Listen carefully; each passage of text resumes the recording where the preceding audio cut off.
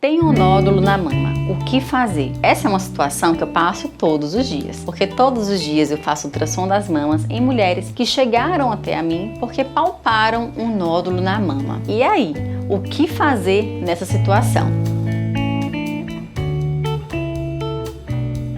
Vamos supor que você é uma mulher que tem o hábito de realizar o autoexame das mamas, o que é bem importante.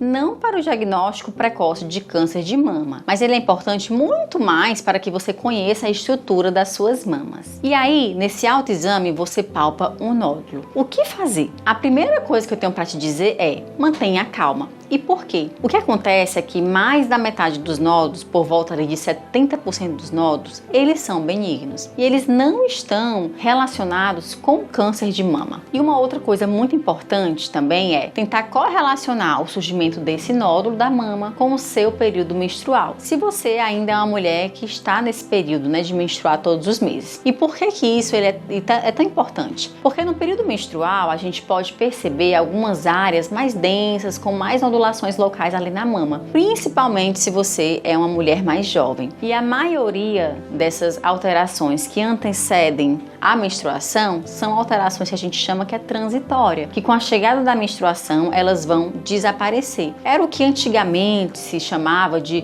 displasia mamária. E aí o que acontece, Por que eu falei que quanto mais jovem você vai perceber mais? É que a mama de uma mulher mais jovem, ela tem mais tecido mamário quando a gente fala de glândula mamária. A nossa mama ela é composta de glândula mamária e de gordura. Quanto mais jovem nós somos, mais glândulas nós temos. E é por conta disso até que as mamas elas são bem durinhas ali lá em cima no local. Com o passar dos anos, a gente vai passando por um processo que a gente chama de lipossubstituição, onde a gente vai substituindo o tecido glandular da mama, o tecido mamário, pela gordura. E é por isso também que aí, minha amiga, as mamas elas vão despencando aí com os anos. Mas perfeito, voltando aqui a esse nódulo que você palpou. Vamos supor que você palpou esse nódulo no período que você estava ali perimenstrual ou menstrual.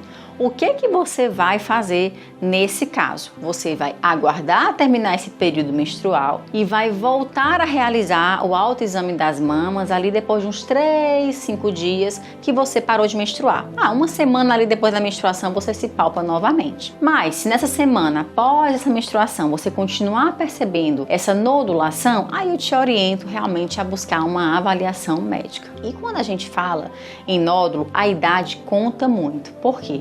Porque nós temos algumas alterações na mama que elas acontecem mais em determinadas faixas etárias, como por exemplo, em mulheres jovens, geralmente ali mulheres adolescentes, as meninas elas podem notar pela própria palpação um caroço e geralmente esse caroço ela vai perceber como um carocinho do tamanho de um caroço de azeitona, que é um nódulo, que ela palpa e ela percebe que ele é bem soltinho, ela palpa e ele desliza, ele se movimenta e também ele não dói. Geralmente esse tipo de nódulo ele é um fibroadenoma, que é um nódulo da mama, que é o tipo de nódulo na verdade mais frequente aí das mamas e que ocorre em aproximadamente 30% das mulheres e principalmente em adolescentes. E aqui é importante eu te dizer que o fibroadenoma ele não é câncer e não vai virar um câncer no futuro também.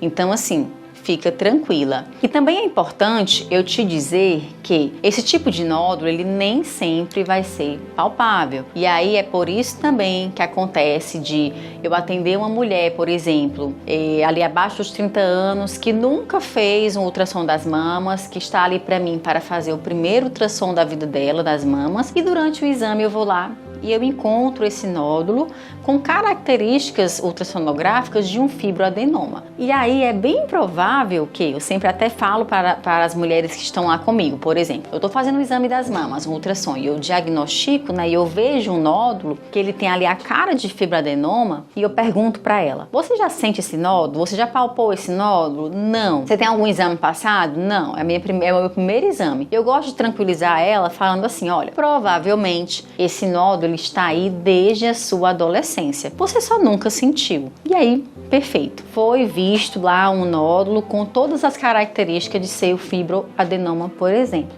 O médico ele vai te dar uma pontuação no BIHARDS. O BIHARDS é um sistema de classificação de risco de algumas imagens que a gente vê na mama. E o fibroadenoma, né, esse tipo de nódulo que aparece ali pra gente, eu vou dar um BIHARDS 3. Por quê? Porque no momento que eu vejo isso, eu preciso acompanhar essa mulher mais de pertinho só para acompanhar o crescimento dele, saber se ele vai crescer ou não, principalmente se isso for o primeiro exame da vida dela. Então, se você chega para mim hoje e eu faço um diagnóstico de um nódulo, né, BIHARDS 3, o que eu vou te orientar? Que você me procure daqui a 6 meses para a gente realizar um novo ultrassom das mamas e vamos ver como é que está o crescimento dele. Se manteve da mesma forma, do mesmo padrão, vamos aguardar agora mais um ano para realizar um novo exame das mamas.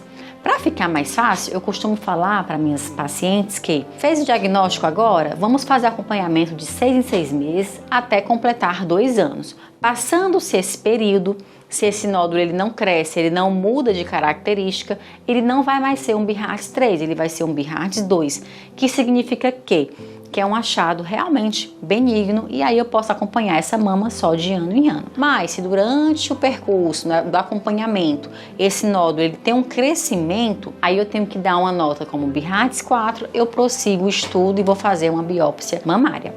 Perfeito. Agora, vamos supor que você é uma mulher com mais ali 35 anos, aos 40 anos, e aí você percebe um nódulo na mama. E eu escuto essa história todos os dias, tá? Você nunca palpou um nódulo, nunca percebeu nada, e de uma hora para outra você fala assim, doutora, eu sempre estou realizando ali o meu autoexame, eu não percebi, mas da semana passada para cá eu percebi esse nódulo aqui, que também é um nódulo molinho, que às vezes pode causar dor, tá?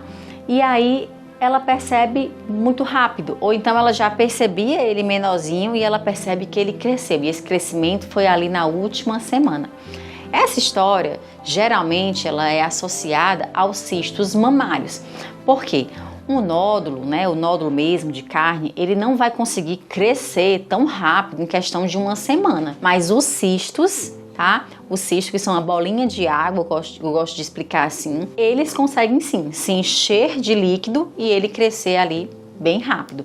Principalmente quando ele cresce, ele pode incomodar, ele pode doer pela própria expansão ali da cápsula do cisto. E a primeira coisa que eu quero esclarecer é: cisto não é doença. O cisto é uma alteração funcional da mama da mulher, que vem junto com o envelhecimento da própria mama. E ele trata-se só de um acúmulo de líquido. Geralmente ele não é palpável, ele pode causar dor, como eu falei, se ele acumular líquido, né, rápido, ele crescer muito rápido, vai acabar esticando a cápsula, e a mulher ela pode se queixar de dor.